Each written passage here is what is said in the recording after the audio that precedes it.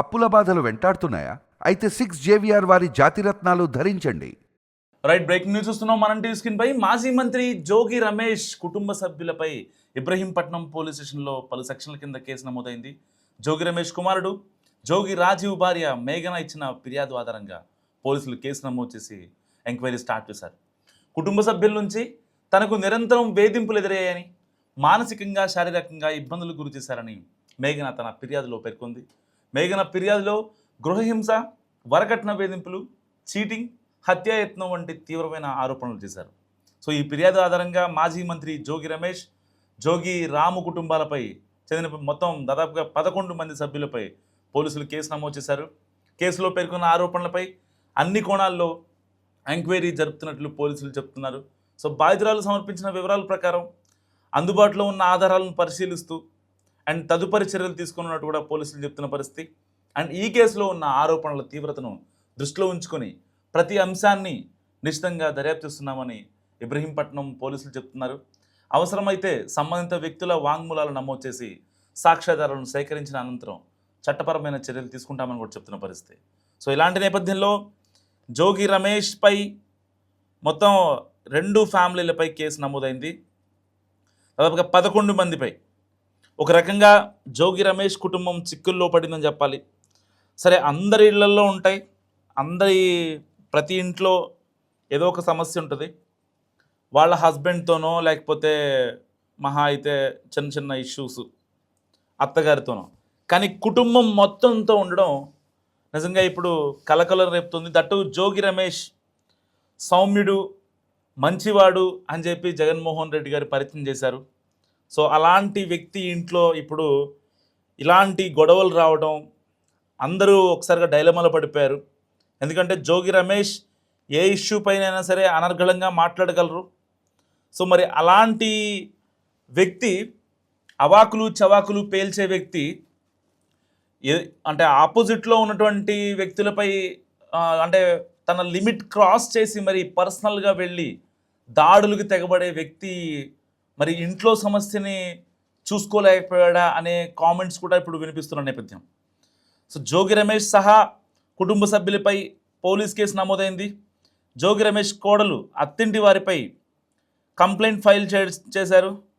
రాజీవ్ భార్య మేఘన ఎన్టీఆర్ జిల్లా ఇబ్రహీంపట్నం పోలీసులను ఆశ్రయించారు. తనను మానసికంగా, శారీరకంగా తనని హత్య చేయడానికి కూడా వెనకాడలేదంటూ ఆవిడ ఆవేదన వ్యక్తం చేశారు.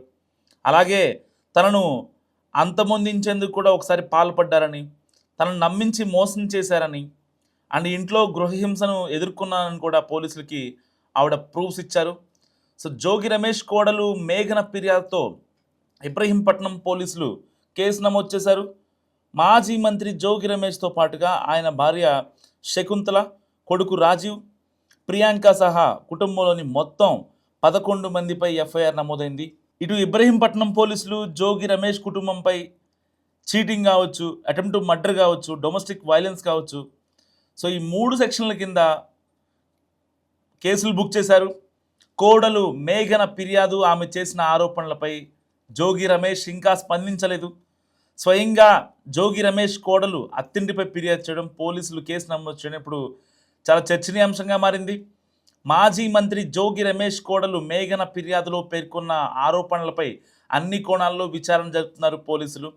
అయితే బాధితురాలు మేఘన సమర్పించిన వివరాలు, అందుబాటులో ఉన్న ఆధారాలను, తన దగ్గర ఉన్న స్క్రీన్ షాట్స్ కావచ్చు, మెసేజ్లు కావచ్చు, కొన్ని వీడియోస్ కావచ్చు, అవన్నీ పరిశీలిస్తున్నామని, తదుపరి చర్యలు తీసుకుంటామని కూడా ఎట్టి పరిస్థితుల్లో పోలీసులు చెప్తున్న పరిస్థితి.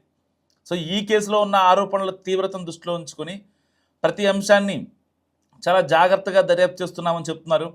అవసరమైతే సంబంధిత వ్యక్తుల వాంగ్మూలాలు నమోదు చేస్తామని, ఎన్ని రకాల సాక్ష్యాధారాలను సేకరించిన తర్వాత చట్టపరమైన చర్యలు తీసుకుంటామని కూడా పోలీసులు చెప్తున్న పరిస్థితి.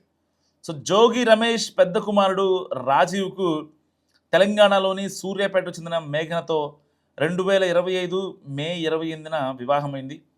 మేఘన తన ఫిర్యాదులో భర్త రాజీవ్తో పాటు అత్తమామలు జోగి రమేష్, ఇంకా శకుంతల, మరిది రోహిత్, ఆడపడుచు ప్రియాంక, జోగి సోదరుడు రాము, ఆయన కుమారులు రాకేష్, పండు, రమేష్, బావమరిది స్వామి, ఆయన భార్య రమ, స్వామి కుమారుడు సంతోష్ పేర్లను కూడా ప్రస్తావించారు. దీంతో వాళ్ళపై అంటే ఒకరు కాదు ఇద్దరు కాదు మొత్తం ఫ్యామిలీ ప్యాకేజ్ దీంట్లో మనకు కనిపిస్తుంది చాలా క్రిస్టల్ క్లియర్గా. సో ఇటు 11 మందిపై మొత్తం కేసులు నమోదు చేసిన పరిస్థితి. ఇప్పుడు ఏదైతే కొన్ని కీలక ఆధారాలు అంటే జనరల్గా అంటే చాలామంది ఏదో ఒక కేసు పెట్టేస్తే సరిపోతుందని అనుకుంటారు. కానీ ఇక్కడ మేఘన ఎఫ్ఐఆర్లో 11 మందిని ఫ్యామిలీని ఎలా అయితే యాడ్ చేసిందో దానికి సంబంధించి తాను ఏదైతే తన దగ్గర ఉన్న ఆధారాలు అవన్నీ కూడా చాలా జాగ్రత్తగా సమర్పించింది. సో ఇప్పుడు పోలీసులు ఏం చేయబోతున్నారు అనేది చాలా ఉత్కంఠగా మారిన నేపథ్యం. ఎందుకంటే జోగి రమేష్ వైసీపీలో ఇప్పుడు మాజీ మంత్రుల్లో కీలకంగా ఉన్నారు. సో ఎక్కడన్నా అన్యాయం జరిగితే వెంటనే ప్రశ్నించే వ్యక్తి జోగి రమేష్.